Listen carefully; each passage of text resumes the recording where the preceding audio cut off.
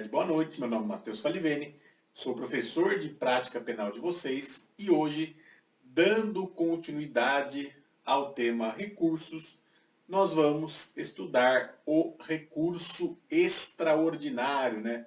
O famoso recurso extraordinário, o REX, que é endereçado ao Supremo Tribunal Federal. E como eu sempre lembro aqui, eu vou abordar o recurso extraordinário com relação à matéria criminal, tá? Porque algumas coisas que eu falar aqui não se aplicam aos recursos extraordinários que dizem respeito à matéria civil, tá? Especialmente no que diz respeito ao prazo do agravo em recurso extraordinário, que a gente vai ver no final desta aula. Então, muita atenção nesse ponto. Primeiro, qual é o conceito de recurso extraordinário? O recurso extraordinário é o recurso interposto ao Supremo Tribunal Federal, ao STF, contra acórdão que, em única ou última instância, contrariar norma constitucional. Então, o recurso extraordinário é o recurso interposto ao Supremo Tribunal Federal contra acórdão que, em única ou última instância, contrariar norma constitucional. Então, o recurso extraordinário é julgado pelo Supremo Tribunal Federal naqueles casos em que o acórdão recorrido contraria o texto da Constituição Federal, né? Contraria a norma constitucional. E ele tem como finalidade principal preservar a norma constitucional violada pela decisão. Então, a função do recurso extraordinário é preservar a norma constitucional, preservar a supremacia da norma constitucional. Então, por isso, né, a Constituição ela é o topo da nossa pirâmide jurídica, né, a pirâmide de Kelsen, né, o ordenamento jurídico, ele é a norma primária, né, é a Constituição Federal, são as normas constitucionais, e o recurso extraordinário tem por finalidade fazer com que elas prevaleçam sobre as demais. Além disso, né, o recurso extraordinário visa levar ao STF o conhecimento de decisão que, em regra, afronta a Constituição Federal. Já falei disso um pouquinho.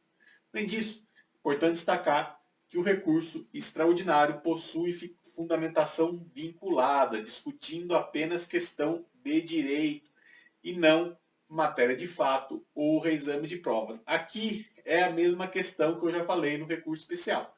Assim como o recurso especial, o recurso extraordinário é um recurso de fundamentação vinculada. Lá, você só pode discutir questões de direito. Você pode discutir teses jurídicas, especificamente teses constitucionais. E não, você não pode pretender, então, no recurso extraordinário, fazer reexame de prova ou tentar rediscutir matéria de fato. Inclusive, no recurso extraordinário, existe um instituto, né, um requisito de admissibilidade chamado repercussão geral que tem que ser demonstrada. Por quê? Para evitar que se utilize o recurso extraordinário como um mero meio de rediscussão da matéria. Além disso, né, é importante destacar que o prazo de interposição do recurso é de 15 dias, tá? É de 15 dias, e para que ele seja admitido, exige-se o esgotamento das vias ordinárias nos termos da súmula 281 do Supremo Tribunal Federal. Então, né, para que você possa interpor o recurso extraordinário, é necessário que se esgotem todas as vias ordinárias, inclusive, se for cabível, oposição de embargos de declaração e oposição de embargos infringentes ou embargos de nulidade. Porque se faltar algum recurso ordinário, o seu recurso extraordinário simplesmente não será admitido por você não ter esgotado as vias ordinárias nos termos da súmula 281 do Supremo Tribunal Federal. Além disso, né, é importante destacar que há previsão de efeito apenas devolutivo, tá? O que acontece é que, eventualmente, a sentença ela pode ser executada se houver requisito da prisão preventiva, mas a regra é que a sentença penal condenatória não seja executada até o trânsito julgado. O que pode acontecer, eventualmente, é que se o indivíduo está respondendo em liberdade e ele dá causa a uma prisão preventiva, ele pode ser preso no curso do processo. Só que daí ele vai ser por conta de uma prisão preventiva e não por conta de prisão-pena. Porque o STF antes tinha dito que podia executar na segunda instância. Agora não mais. Tá? Agora a previsão atual, hoje, final de abril de 2020, é que é possível apenas a execução da pena privativa de liberdade após o trânsito em julgado. E além disso, a gente vai falar melhor depois, a decisão que denega, não conhece recurso extraordinário, cabe o agravo em recurso extraordinário, no prazo de 5 dias, vai ter um tópico específico para a gente comentar um pouco do agravo. Cabimento.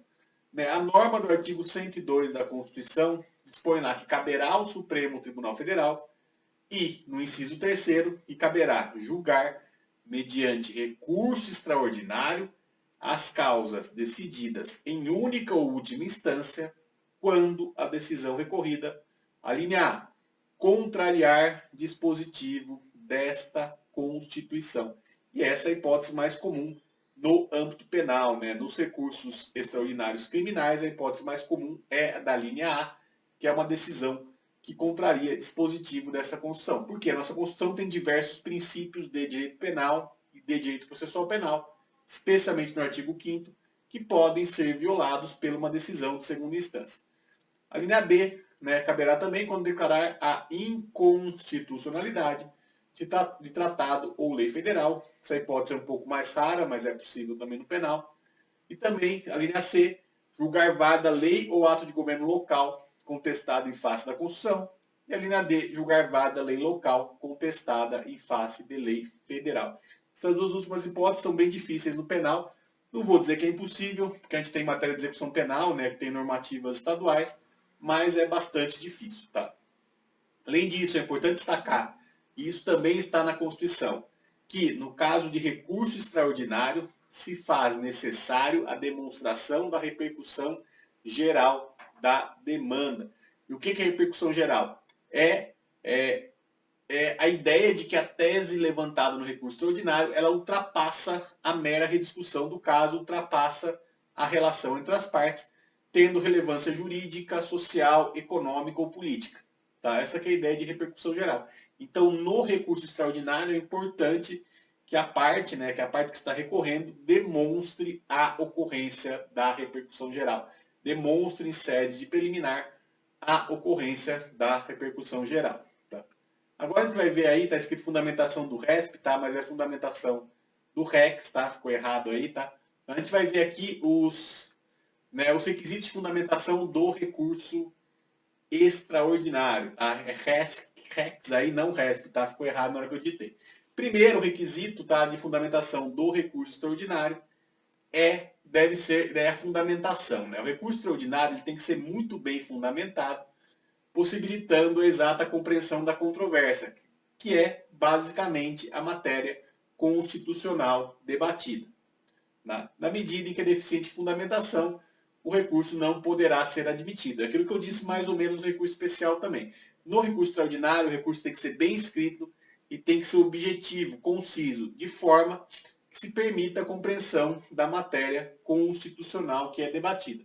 Porque, aliás, nesse sentido, a súmula 284 do Supremo Tribunal Federal dispõe que é inadmissível o recurso quando a deficiência na sua fundamentação não permitir a exata compreensão da controvérsia.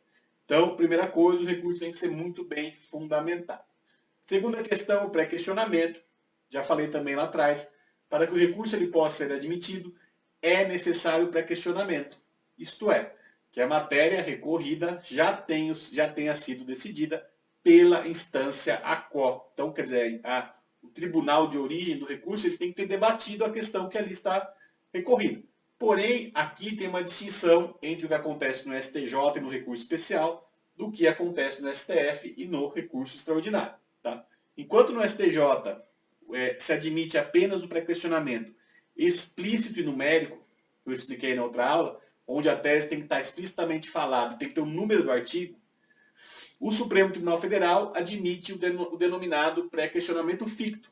Né? E para o pré-questionamento ficto, basta a interposição tempestiva de embargos de declaração.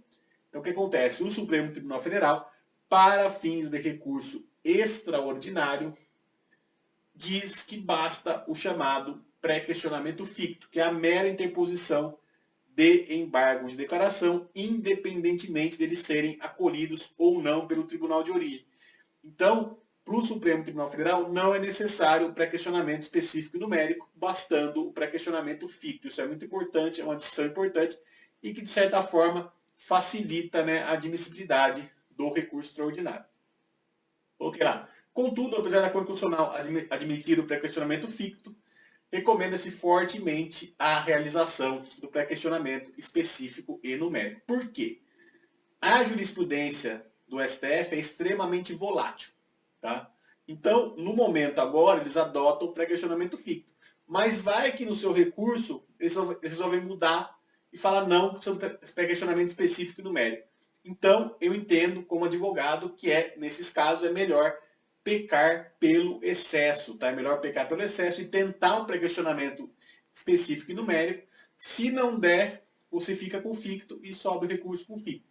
Mas para evitar essa discussão, né, evitar dar essa possibilidade para os ministros eventualmente negarem seu recurso por conta desse tipo de problema. Tá? Ainda, né, o Supremo Tribunal Federal ajeitou diversas súmulas sobre a questão do pré-questionamento, a saber, primeiro é a súmula 282 do STF, que dispõe que é inadmissível o recurso extraordinário quando não ventilada na decisão recorrida a questão federal suscitada. E a súmula 356 do STF, que diz que o ponto omisso da decisão sobre a qual não foram opostos embargos declaratórios não pode ser objeto de recurso extraordinário por faltar o requisito de pré-questionamento. E é essa última súmula, a súmula 356, que traz a ideia do pré-questionamento ficto. Então, o pré-questionamento ficto é um entendimento simulado. Porém, entendimento simulado não é lei, tá? E a súmula ela pode ser superada. Então, por isso que lá atrás eu recomendo, né, recomendei o específico e numérico, se for possível, no caso concreto. Depois, outra questão de admissibilidade importante, que é a chamada inconstitucionalidade reflexa. Coloquei lá. A denominada inconstitucionalidade reflexa ocorre quando, para se chegar à solução contrária que se chegou ao acordo recorrido, é necessário o exame prévio da legislação infraconstitucional. Isso aqui é uma questão que o STF levanta sempre para não admitir recurso extraordinário. O que acontece? A inconstitucionalidade ela tem que ser direta, não pode ser reflexa. Não pode ser assim, passa pelo Código de Processo Penal e depois chega na Constituição. Ou passa pelo Código Penal e depois chega pela Constituição. Não, tem que ser direta na Constituição. Isso é difícil de demonstrar na vida real, na prática, né? É muito difícil você demonstrar uma inconstitucionalidade direta. O que acontece? Nossa Constituição é prolixa, ela é muito ampla e tudo está lá.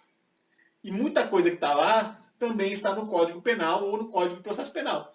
Então é muito difícil, nesses casos de penal ou mesmo de civil, você demonstrar uma inconstitucionalidade direta. Porém, você tem que tentar, você tem que abrir lá uma preliminar e falar que a inconstitucionalidade é direta, não é reflexa. A questão eles vão negar por conta de inconstitucionalidade reflexa.